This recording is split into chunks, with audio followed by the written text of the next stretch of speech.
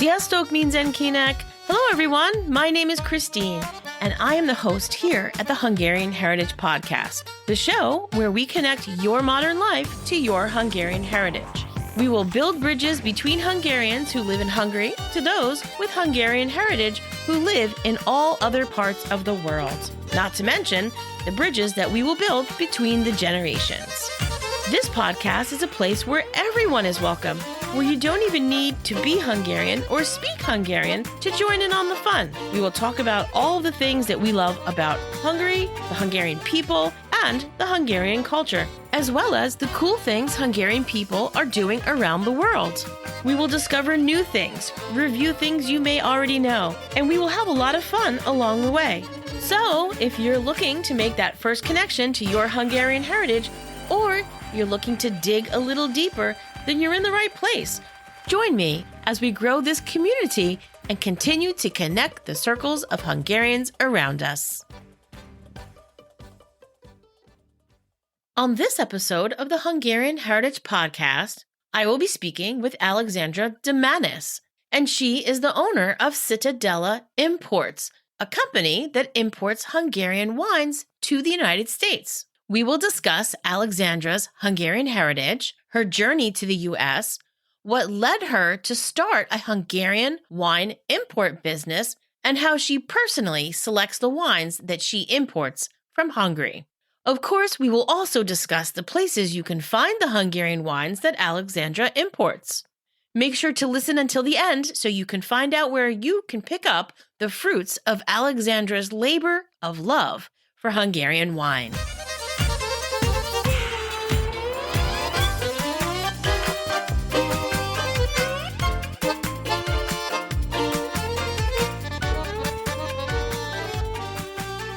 Please join me in welcoming Alexandra Damanis, who is the owner and founder of Citadella Imports. Welcome, Alexandra. Thank you so much for being here today on the Hungarian Heritage Podcast. Thank you, Christine, for having me. Absolutely. The pleasure is mine. So before we jump into talking about your import business, which is why we're here, it's become a tradition for me to ask my guests about their Hungarian heritage. So tell us a little bit about that. So I actually grew up in Ukraine, close to the Hungarian border. The town is basically 90% ethnic Hungarian. And actually, we always considered ourselves as Hungarians or over the border Hungarians, as we say in Hungary. So, but I was actually born in Hungary, since the hospital in that part of Ukraine weren't the greatest one. And I guess it was safer for my mom. But after, when I turned 6, we moved to Eger, which is, I think, the second most popular wine region after the Tokaj wine region that probably everybody recognizes more. But yeah, of course, I was just a regular, normal Hungarian child, cooked outside and bogrács from time to time. And my family had someone who made palinka in the family. I guess everybody can say that they have someone in the family that makes palinka. This is actually, that doesn't know, it's fruit brandy. Mm-hmm. I think it's a requirement for people to make palinka at home, right? 100%. 100%. Yeah. But actually, wine culture didn't seem important to me at that time, since I was raised around the vineyards. It was normal for me, almost, let's say, too normal. Okay. Like, we knew the vineyards were there, but it wasn't part of our lifestyle, besides walking my dog in the vineyards and just walking around in nature. But looking back at this, it obviously shaped me, who I am, and is one of the reasons I may be so attracted to the wine life. I can see how just growing up in the environment, even though you didn't realize it was going to be part of your future, you absorbed so many ideas and ways of thinking just by being there. So you just never know in your life where it's going to take you, like your growing up experiences. So that's pretty interesting. Exactly. I really like the term over the border Hungarians. It's really just something that they say when Hungarians living like right next to the Hungarian border, they really just call them over the border Hungarians. I feel like you could start a t-shirt company that, over yeah, the maybe border. That's not a bad idea. Lots of business ideas, always floating, but Yeah, that, yeah, that's a exactly. funny term. I like it though. I like it. So your experience growing up in that region definitely influenced you, which was pretty great. So your business now, there's a little bit more to the journey of where you are now from where you grew up in Eger. How did you come to the United States? Like, how did you go from walking your dog in the vineyards, growing up there, to owning an import company in the United States? Tell us a little bit about that. So I actually moved to New Jersey, to be exact, 7 years ago. I always knew that I wanted to help people, so I was interested in being a therapist. But in Hungary, your scores or entry exams has to be fairly high to become a doctor. But I was close enough to be admitted to the social workers program. I was still happy about this because I always sympathized with wanting to help the poor, unfortunate, homeless, and more like the drug addicts in Hungary. I actually did Right. few courses in the drug ambulance also. Since the courses are similar, I went this route, but even that, I was never sure this is what I actually wanted to do. That led me to take classes to become a dental technician, which is a completely opposite of everything I wanted before. Right. Um, and actually, being a dental technician is completely different here in the USA than in Hungary because schooling was more strict and difficult. It wasn't really aligned with social work, but part of me also was a bit artistic, or so I thought. It was really the attention to detail that I have the ability to analyze something and try to find more out about it. So I went down a route where that made me unsure about what I wanted to do because I wanted to do a bunch of things, but nothing ever really felt right. That's when I came for a vacation to Okay. the US for 3 months. And that's when I actually met my husband while vacationing in the US. Wow. And my dream was actually always to live in New York, and I was here on a holiday. So it was why I was here that I met him. But just like my school career, my love life was just as uncertain. So never knowing what I wanted, but I hope you can understand I'm a Libra. So I guess that explains everything with the. Right. Okay. So, I mean, I feel like that's a very normal journey for so many people deciding what you want to do with the rest of your life. You know, you have interest and you're going to school and love life, situations. So, you said you were on vacation. Where were Yeah. you vacationing that you guys met? So I was vacationing actually in New Jersey. We came to our friends Oh, for three great. months, and like middle of my vacation, I met Charles, my husband, and I still wasn't sure about moving to the US. Of course, we fell in love quickly, but Mhm. then I went back to Hungary at the end of summer, and my birthday is in the end of September. So he actually came to Hungary and surprised me, and I guess the rest is history. Yeah, that's a great love story.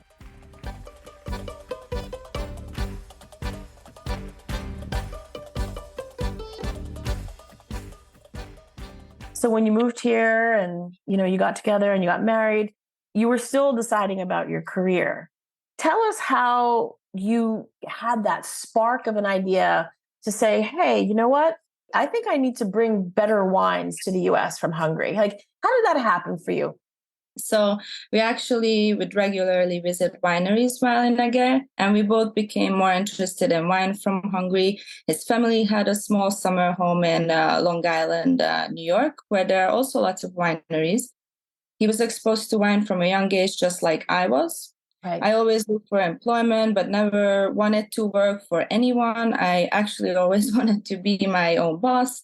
So I had plenty of ideas, like opening a small cafe, babysitting, opening an Airbnb. As you can see, some dreams were big and some small, but none of them felt close to my heart. That's until one day we were bored of the same only industrial wine sold in the US. And my husband said, "Is there any good Hungarian wine here?" And then the answer was almost nothing. What we liked was being sold here. So we did the research, and my business opened in 2019. Wow, that's a great story. I feel like sometimes the things that we fall into in our lives, they were almost meant to be, with you Yeah. growing up in that area and then not finding good wines here in the US that you guys thought were good Hungarian wines. And I also live in New Jersey.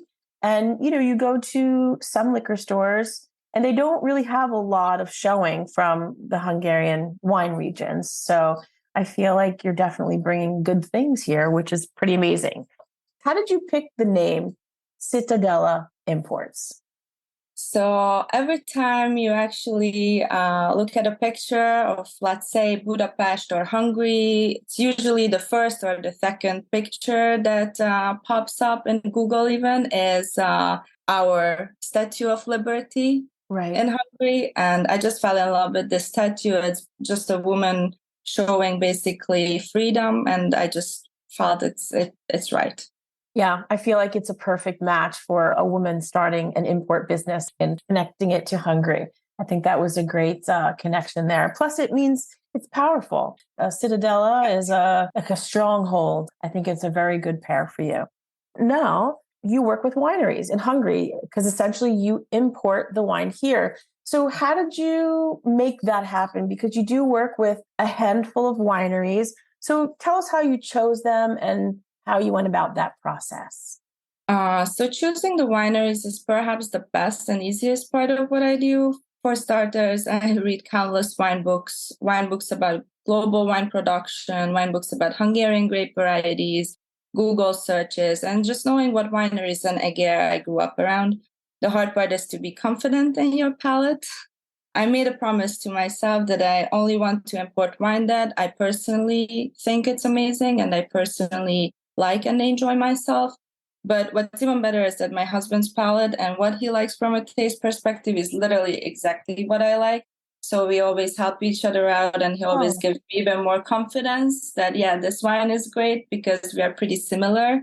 But yeah, just wines that interesting and delicious that it's actually simple. This part is the most simple part, I think. right. I think it's because it's also you have such a connection and how lucky that you both have a similar wine palate so that you can support each other with making good choices with which wines and wineries you'd like to work with. So you do work with a handful of wineries.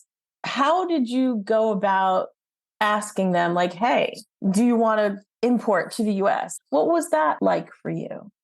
To be honest with you, exactly like that. Yeah. Oh, okay. That's what it is. So I did my research with the wineries, what I already liked on paper Right. about them. And then I just reached out, see if they want to meet with us. Are they interested in importing to the US? And then we scheduled a tasting. But actually, my first shipment wasn't as easy as I wanted it to be since it was in 2020, which everything was closed due to COVID. So it was just all Zoom meetings with the wineries and sending samples. Then we tried through video calls and then we put the portfolio together. Right, right. That's pretty amazing that you did all this during probably one of the most difficult times in our lives, which will hopefully never happen again. And that's pretty great that all those wineries were also interested in just going the extra step to, make this happen.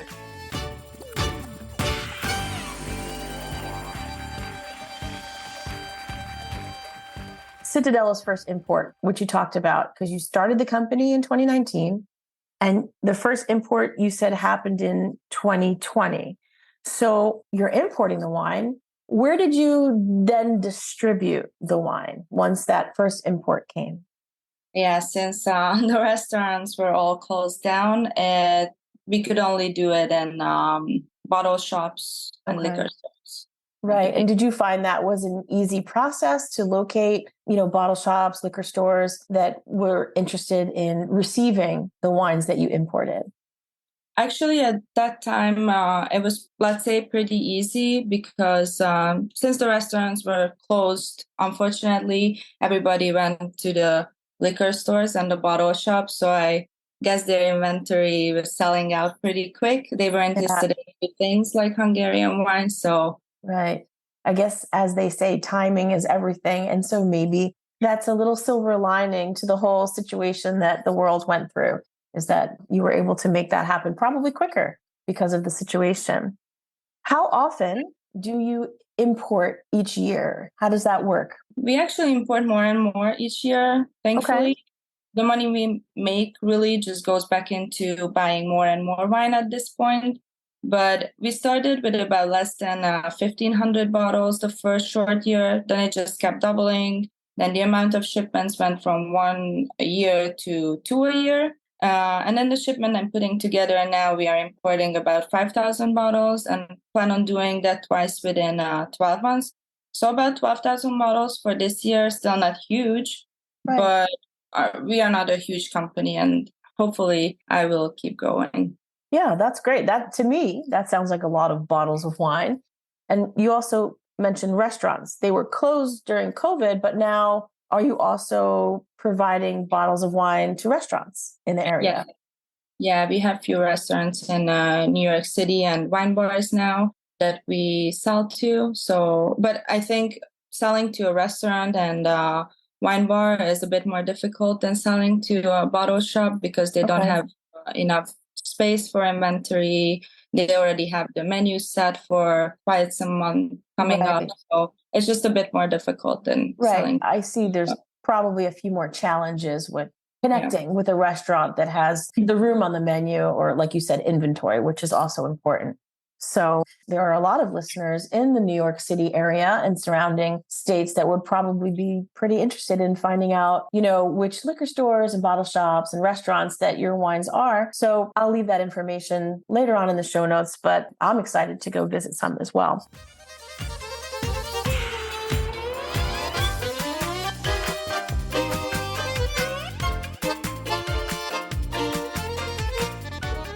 You don't just do importing and distributing in the US. You also do like wine tastings I've seen on your social media.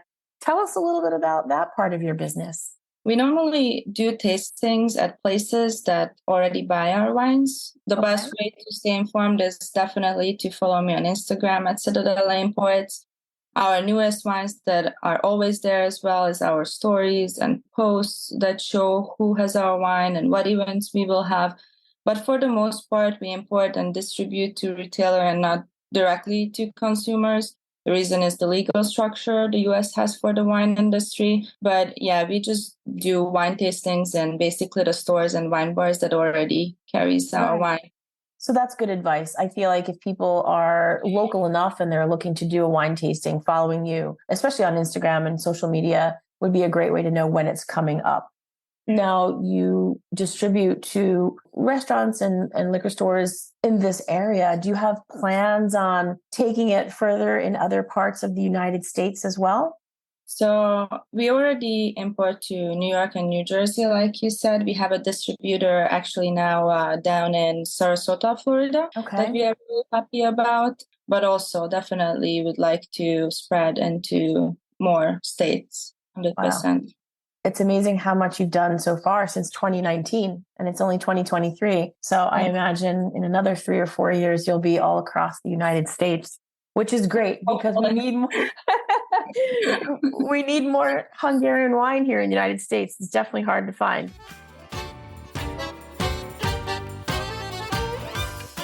As far as Citadella Imports, importing and doing little wine tastings, do you have any other things, other plans for Citadella for the future? Now we actually focusing on more and more natural wines and organic wines, and have plans to actually invite the wineries we work with now to New York City in November to take part in Raw Wine Festival, a natural wine event. And I actually also started working with some wineries right over the border from Hungary. Oh, the over the border people. Hungarians. So now in the upcoming shipment of mine, definitely going to be some Slovakian and Slovenian wines as well. Wow. I feel like those T-shirts, over the border wine imports, right? Oh, the wines. Exactly. I think you should add some merchandise. Yeah, definitely. And myself coming from Ukraine also over the border, it just felt a bit closer to my heart to import wines from different areas also. Yeah, I feel like that's a great connection to, to you personally, but also even just to the culture and heritage of Hungary itself, because not that we want to get political about anything, and we're not, but Yeah. for those who know, the country used to be a lot bigger. So there are a lot of over the border Hungarians, and that's great that you're expanding into those regions as well to give them a chance to, show up on your import list, which is great. Tell us anything else you'd like us to know about Citadella Imports going forward. Hopefully just this spreading to different countries, importing more and more wine, keep growing the portfolio, have different wines from different regions, adding even more wine regions from Hungary to the portfolio, because of course we not able to import from all of the wine regions as of right now. Right. So definitely just keep growing. That's the great. Future plan. Have more wine bars, restaurants, and bottle shops in the list also. That's great. I think it sounds like a great plan. I know I'm excited. I'm a fellow New Jerseyite.